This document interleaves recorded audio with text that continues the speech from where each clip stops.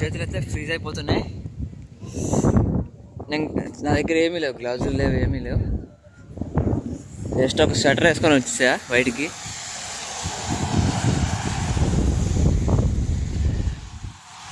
ఇక్కడ petrol bunk.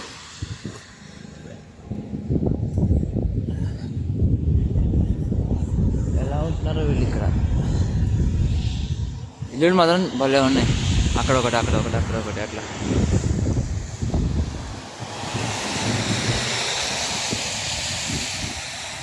ఇప్పుడు మేము చివర ఒక ప్లేస్ ఉంటుంది. అక్కడ మాకు వైఫై వస్తుంది, కూర్చోడానికి ప్లేస్ ఉంటుంది అండ్ వ్యూ బాగుంటుంది. సో అక్కడికి వెళ్తున్నాము. అక్కడ దాకా వెళ్ళి కొంచెం ఫొటోస్ వీడియోస్ తీసుకొని మళ్ళీ రిటర్న్ వెళ్ళిపోతాము.